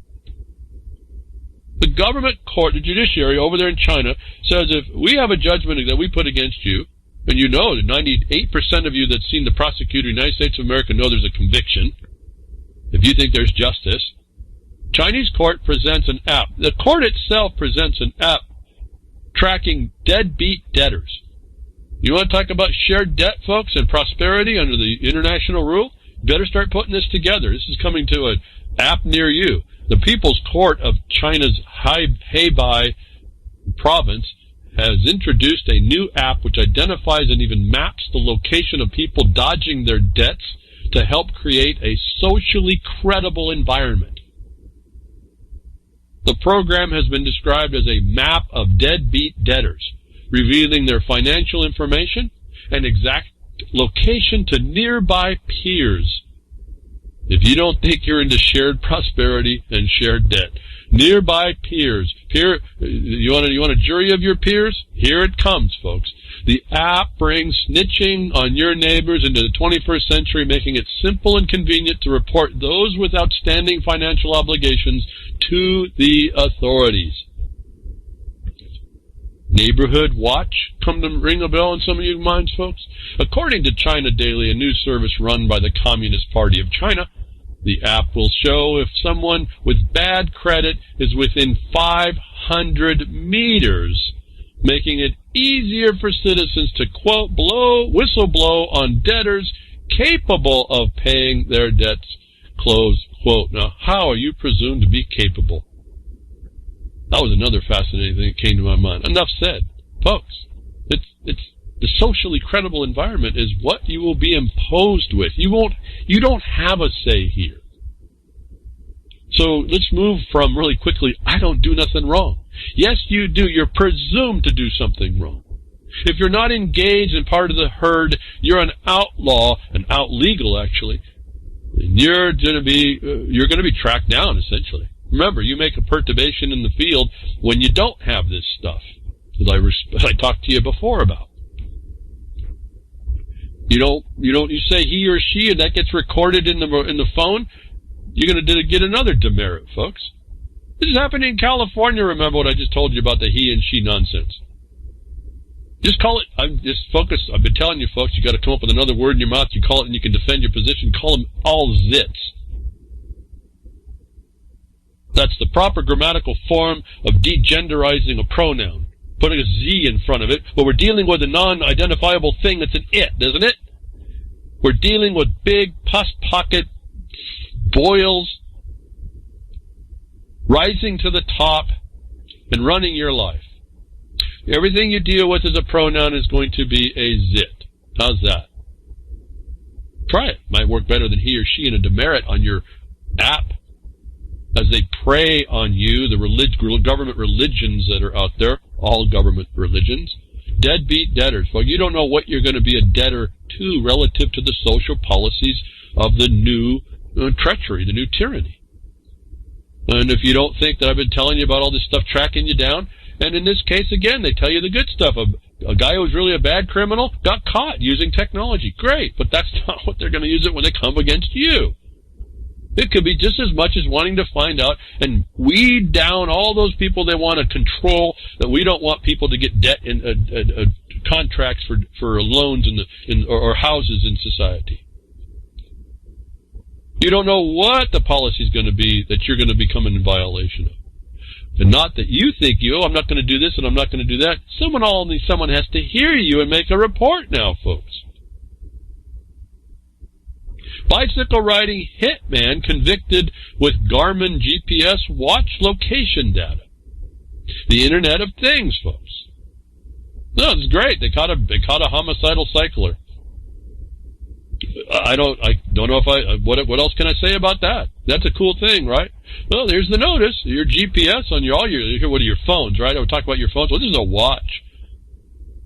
A homicidal cycling and running fanatic known for his meticulous nature in tracking his victims has been undone by location data from his Garmin and GPS watch. Do you think your phone is a meticulous tracker? Do you think it'd be 500 meters around somebody and associate with that one by presumption, folks? Because you're presumed to know that the other guy is able to pay what he's not paying? You understand the world you're being brought into, and you're saying nothing to it. Okay. Digital technology captured a bad guy. Or alleged bad guy. I don't know. I think they actually proved that he was. They took cameras, and they tracked him down, and the GPS put him there, and they got enough, and they had the evidence, and so let's just say that they convicted they got a bad guy.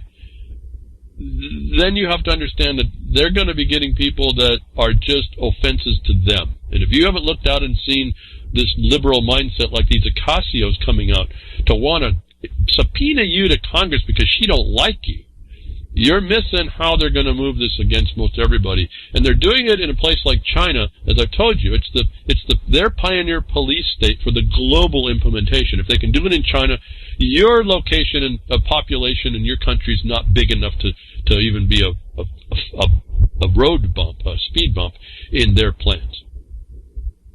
Remember, China's got half of their population is 3 times the population of the United States. They could care less about having to deal with because it threatens them. That's partly why they're bringing all this on. And you have been determined in the United States of America to be, in all the rule of law countries, to be a threat to your own countries, and the United States knows that by the NDAA, the Patriot Act, the fact that you're presumed to be an enemy combatant, the fact that you can be bureaucratically detained indefinitely, and a whole bunch of other things since then, folks. I mean, it's on and on and on. And so we go on with the big data, and I told you this big data is going to be worse than really the government. Because ultimately, you figure the government really has other things to do, except when it ties into the system, and they can get public-private partnerships to do their bidding. And in these private partnerships, they can make so-called money and raise the bottom line of a corporation that's amoral. It's completely in the capitalistic system, but it's not really capitalism because it's all debt system. Everything's in debt. You keep tying all these things together, you see this thing just kind of draws itself together. And you can be a part of it, and that's how you get into this. And this is how this one's going to work. That big data meets big government. New IRS spy software. You got an app to prey on you from the Pope, and the IRS is going to prey on you now with their own software. It's again, notice to us what's going on. One of the reasons identified theft is considered by the Treasury Inspector General for tax administration to be the crime of the century is because of the IRS. The Internal Revenue Service makes growing demands for information about people's businesses and private lives every day. Now, I'm going to focus on something here about that and as conjunctive. Once you get the business, then your private life is part of that. And that's how they do this thing. That's how, same thing as a driver, a commercial driver, which you all are with a driver's license, because that's the authority of the subject matter, is all in commerce. And commerce is a federal thing. So even if it says state, it's not state either. But here we have in the records of the state, your state driver's license has also a second part that's your private time. And this is how they combine. I see it right here in this phrase, even in this article. I don't know the guy's knowledge about how this works, but it says right here, the businesses and private life. So you have a business, your private life gets sucked up to this, and this is how they do this. But growing demands for information about people's businesses, there's your commerce connection. And you haven't figured out how to not have a business and still function, and then defend that against that, like we have. I told you about your licenses. Your licenses are regulable trade occupations and professions, and this detail just came up here recently, another thing coming on, like gun permits. Well, permission is a license.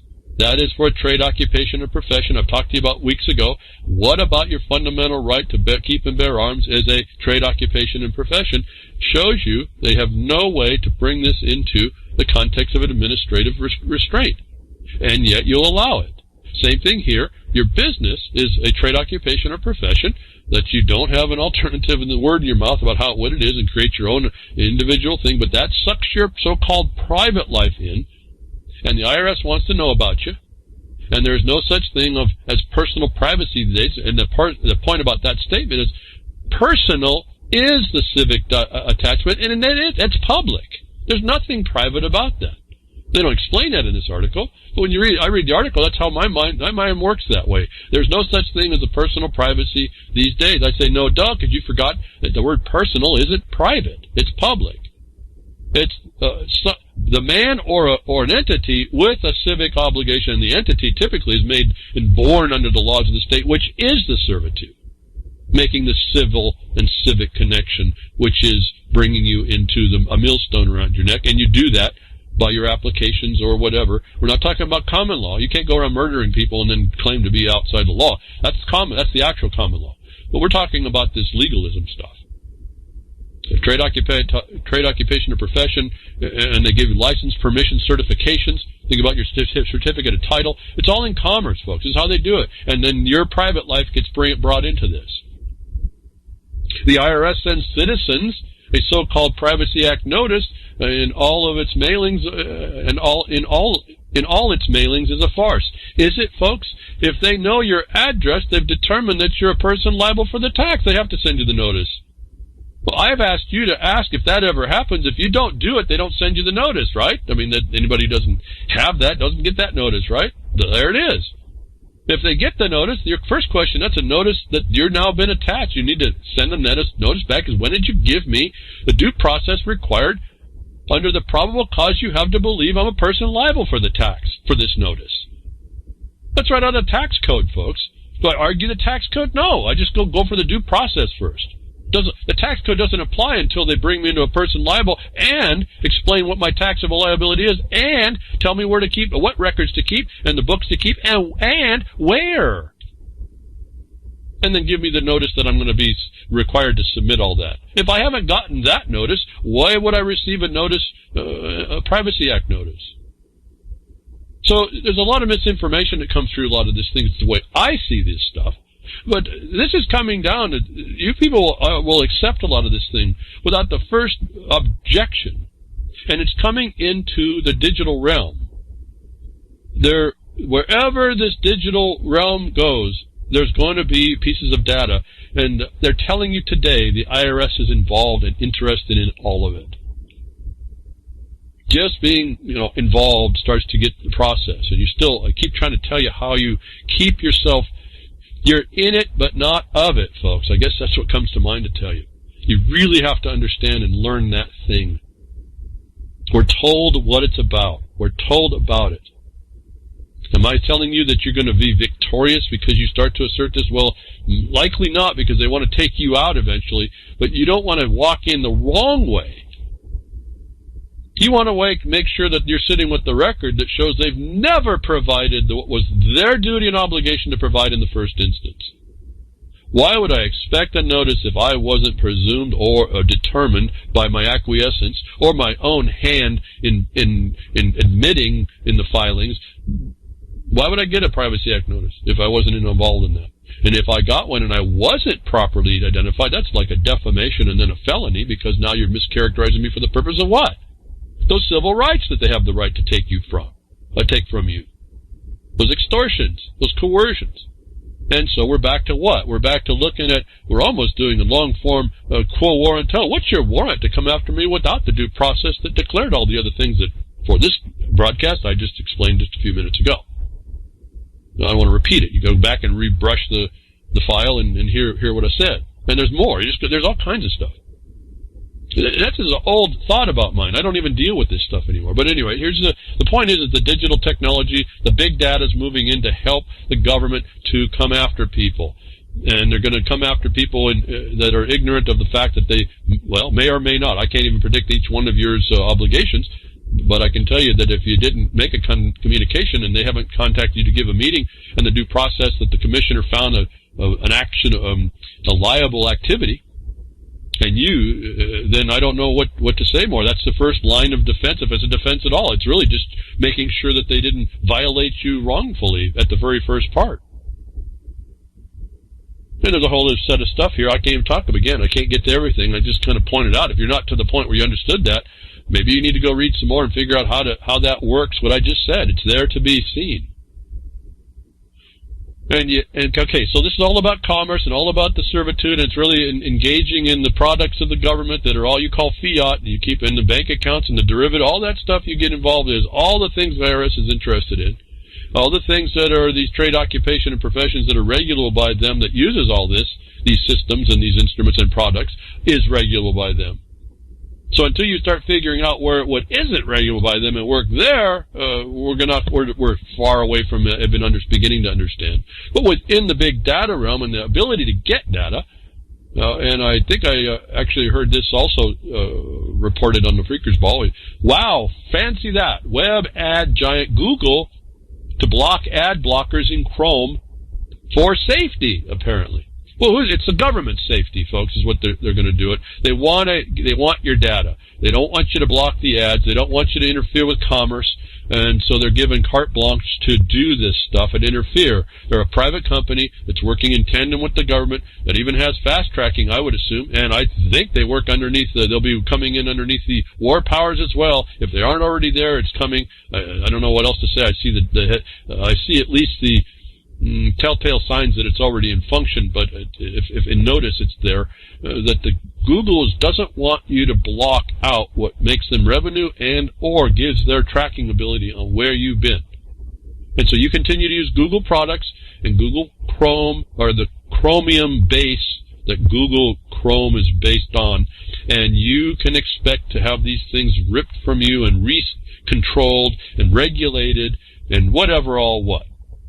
Here's the news, folks. Google's involved. They removed Don't Be Evil for a reason. I think they got embarrassed. They knew it was a lie up front, but that's neither here nor there. Google then, we talk about how close and fast-tracking things go and special favors with the governments that implement the big data, the thing that gets surveillance state, the controllers of it. So Google secretly also pushed feds to let them punish disgruntled workers. Well, pains, punishments, and penalties is your civil rights, folks. So, to my mind, that title tells me they got their way.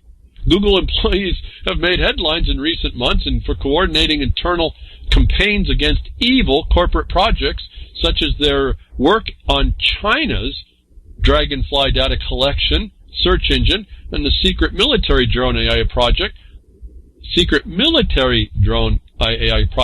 that at least a dozen employees, not people, but employees, the master-slave relationship, voluntary slaves, quit, which is good. They have that right to do that. They get rid of that servitude. But anyway, the AI drone work, military no less, dubbed Project Maven.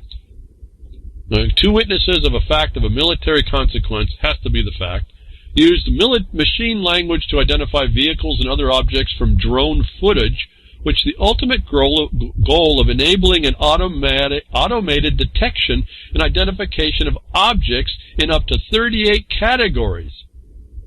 What category are you saying you don't do, folks, that you're so innocent? Including the ability to track individuals as they come and go from different locations. I don't need to read more. There's more to read. But Google, move, remove, don't be evil for a reason. I predicted they're already involved with the DOD. Here's the fact of the military consequence. If you don't think these people are evil, some of the employees are not liking it, but they don't understand their status. So what happens in this story? That Google goes to the feds and says, hey, we need to be protected here. He urged the Trump administration, for all the time thing you hear about Google not liking Trump and promoting Hillary. They go to the Trump administration's Labor Relations Board to repeal an Obama-era restriction on punishing employees that use workplace email systems and coordinate protests. If you folks have any idea about these people are in different camps and really do anything to do a side and agenda, the only agenda they have is to make their corporation more profitable. That's not capitalism. Then it can't be within the debt system. But these people are sidling up into the government. They're already here. I told you that. DOD, fast-tracking. They're going to the government. To Trump, who they tried to get Hillary, and they don't care. But whatever advances their cause to go after the same employees, to remove the obstruction to them going after the same employees that use the email to promote that protest. And then other things. But you can read the story if you want. You need more proof. I don't know what more proof I needed. To me, it's, again, these are just notices of the facts. You're being told to them. Whether you take note of them that way is all totally up to, well, what your interest is. They hope that you don't pay attention to this stuff. And I bring it up in order to show you this is going on. This is going on global connections. It's a military consequence. It has many layers. Financials, one of them. Look what they're doing to Venezuela, was to attack the finances and the monetary system, but weaken the people too, so they want to rise up. Now, that's one of the levels. But they're not military. Military is one of the levels. And so you see this Google is attached to the very same things. They went to the federal government to overcome who you would thought they promoted in Obama against Trump. They went to Trump to say, listen, remove this. The slaves are rising up, and we need to stop. We need to quell this thing, otherwise it's going to interfere with our public-private partnership to serve the DOD. You want your drones? You better help us here. Spotting you from AI drones. Another story. Big Brother digital license plates coming to a state near you.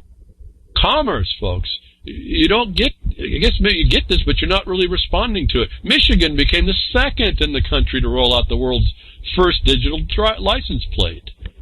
Now, I reported on the first one. Move it to Michigan. I told you it was expanding. This was on the hook. This is coming. And what was interesting here is they tell a little bit more about it. No, we can go through the George Orwell response. I don't care about all that. That's exactly what they were telling you. This is what's happening. This is what's going on. You're going to go in and apply that thing. You're going to not argue about your right to use the road against their permit, your trade, occupation, and profession that you're not doing, but you said you did when you applied the application for such. And even with that that license. You're not going in and say, hey, listen, you defrauded me and didn't disclose. That's what I did. I want to rescind my signature, and I want you know, and I want to have you know, understand that you are infringing my right to use the road. And if you say no or you obstruct it, I'm going to move an equity suit to enjoin your alter opinion counter to the law. Where do you have to go? You have to go into the Bar Association's court to do that. But guess what? When you do it right, they don't answer. That's a default judgment. And what I found interesting in the discussion here is that digital display is kind of interesting. I had what I thought was a unique invention. It was a license plate holder, some holder for a bumper sticker holder, but it also had the ability to have a display.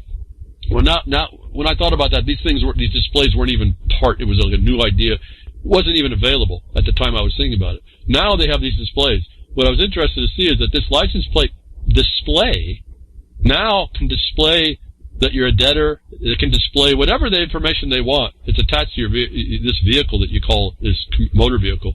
And they can put this big X across your plate at any time. And that designates that you're not supposed to be on that road.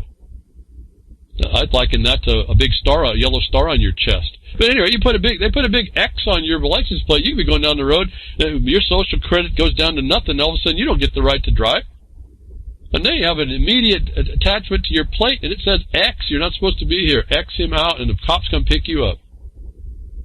But this is all tied to the same system, right? All the big data, all coming down on you and everything that you're all crickets to. I don't get it. And it's going to take a run-up. You're going to need to get the basic idea of at least what I've been saying, and then you're going to have to refine how you make the approach, and you're going to have to confront the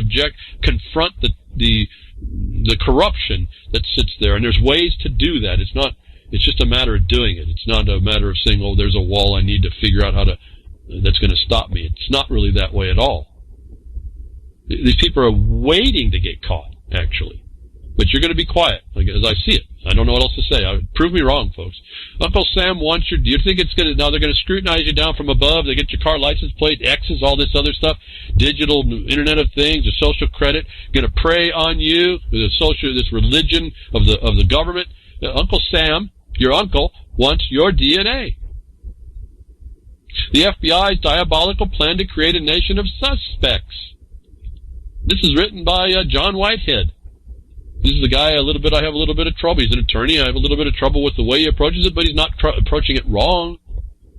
It's just there's a subtlety here, a nuance that I don't appreciate, but go with it, folks. You read his stuff, read it. No one listens to me. Well, not no one. A few of you do. He tells you they're coming with a nation of suspects. Folks, you're already suspect. They just want the proof. And it goes through the story here that reports about how they're going to get your DNA, how they're working it out, how they have the Rapid DNA Act, how the laws, I've already read them, the laws are there. You get arrested, you're going to give up some DNA. If you don't believe it, what was that reporter from Iran? It's actually an American citizen. What was her name? Hashemi? I mean, I really don't even like the way she's an announcer. It drives me. I can't handle her voice. But notwithstanding, she's just a journalist. She come to visit family. She got picked up underneath a alleged witness status and treated like a criminal. They brought her into jail to hold her for 10 days, and they booked her in, took her fingerprints, took a DNA swab sample, and she said, "Well, you're not supposed to take my DNA, and we take your DNA." So if you needed proof, that recent story tells you that's exactly what you'll do, even though you're not a criminal, folks. They just claim that she was a witness, that she had to be put before a grand jury to hear. If you think you can continue in your mind that I don't do anything wrong, folks, stop that. Stop it, please. At least admit you're a walking target. You can be preyed upon. Do you think you're an atheist? No way. No way. Anyway, I want to read the story here. They're getting a database. They got the act to do it. President Trump signed it. For all you MAGAs. Thank you, Van Meter. I looked down to see you're listening. I know. There's folks, I know you're listening. This is some serious stuff. I try not to do anything more than to just tell you. I hope we get together and do better work. I don't know how to stop it all, but I can hear it. I can see it. I can anticipate it, and it's been rolling out, and I've been just barely enough. I've been surfing the tsunami as best I can all these years. The water, it's getting kind of coming over my board here. I get these tabs I get run down by. There's just so much to talk about. But it's just target rich, what's going against us, and we don't think that there's any place to stop it. And so, thank you, Van, for that acknowledgement. Police use DHS machines to create private database and DNA databases of suspicious people. Who do you think that is, folks? Folks, I just read the headline. We can go read the story. You have to read the story. You have to see how this rolls out. For me, it's just a redundancy. I've already told you it's coming. I've seen it in the books. I've seen it in the writings.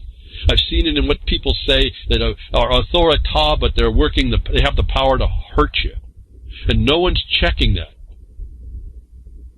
And this was based in that Rapid DNA Act, a newly commercialized technology developed by the Department of Homeland Security, military folks, Science and Technology Directorate, addresses these challenges by creating, expediting, and testing the DNA that is the only biometric that can accurately verify family relationships. They're not just after you, they're after your family. They're going to make their associations up. This technology can be used on the scene of mass fatality events in refugee camps around the world. Look, do you know of a refugee camp sitting right there in the United States anywhere? Really? Well, maybe your prisons? Maybe the ones that we've been told is coming? Refugee camps around the world and at immigration offices. You think maybe Border Patrol 120 miles away from every port, which means every international airport and the border, is going to have this power to come and make you a familial association, folks? Anyway, reading and all kinds of stuff here if you want to. Minimally trained police officers. Yeah, the ones that point guns at each other and do Russian Putin roulette, folks.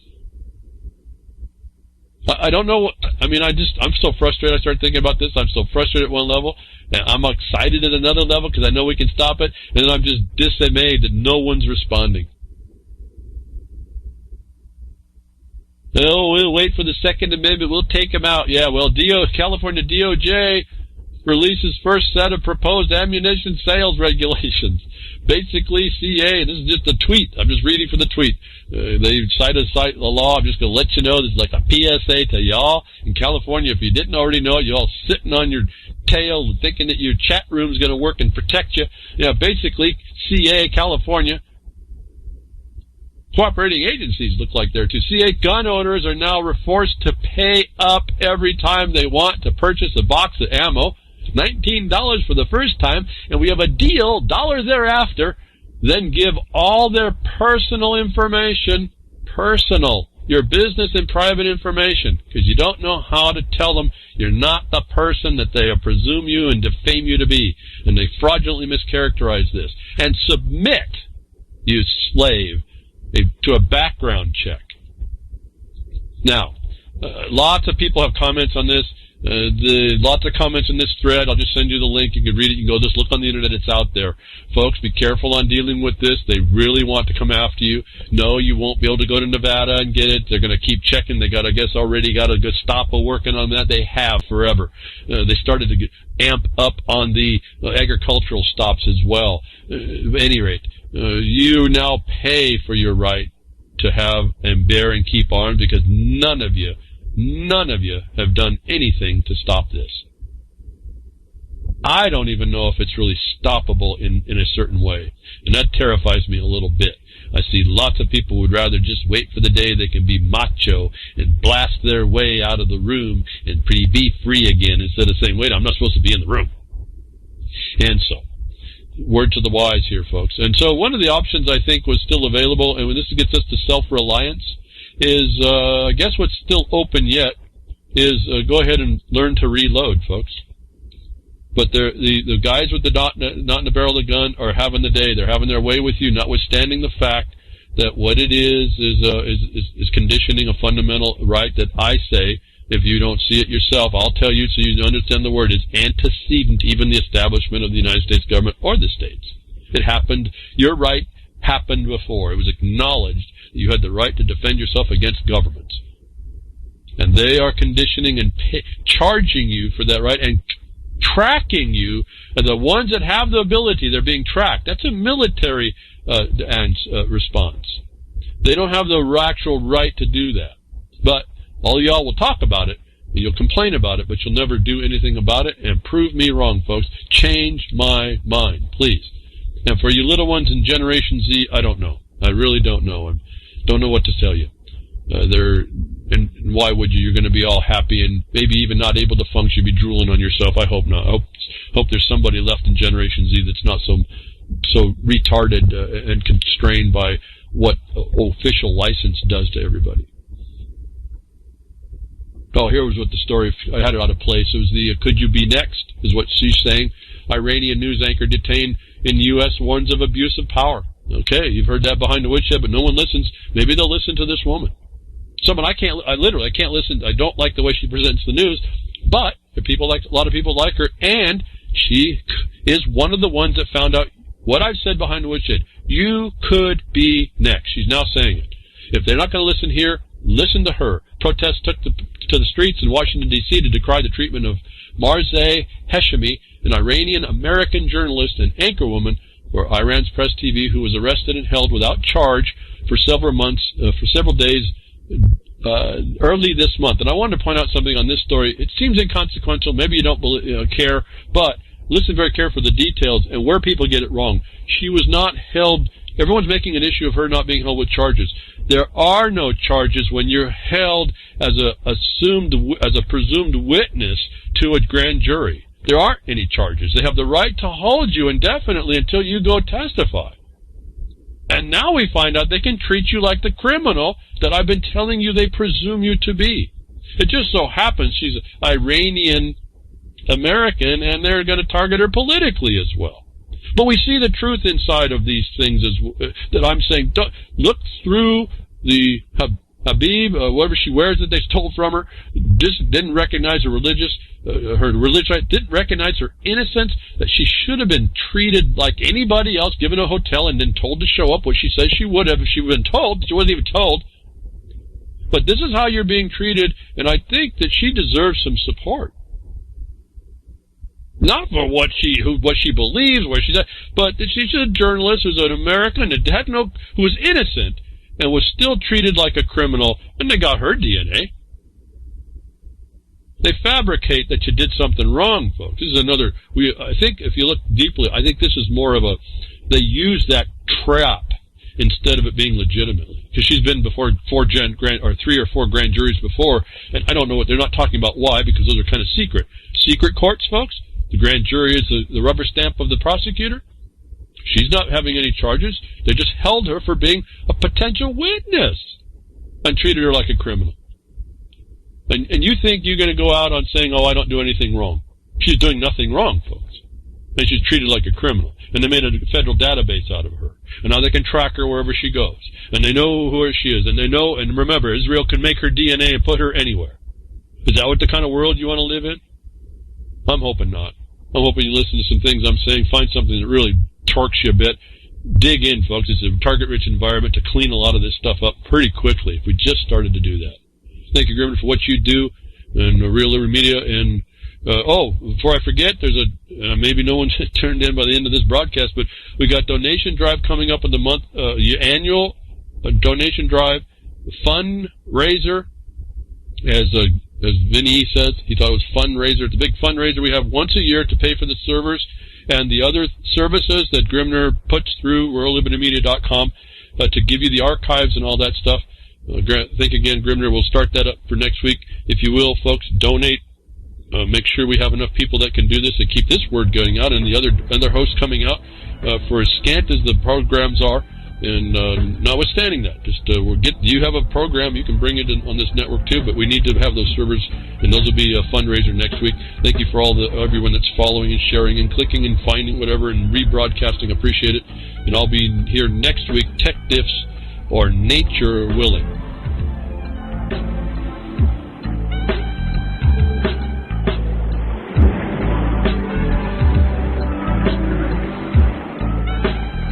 Well, that's another lesson. I hope with today's information you can take it to those that misbehave. From behind the woodshed, leaving his mark on the beast, this is Hal Anthony. Till next time, journey with purpose.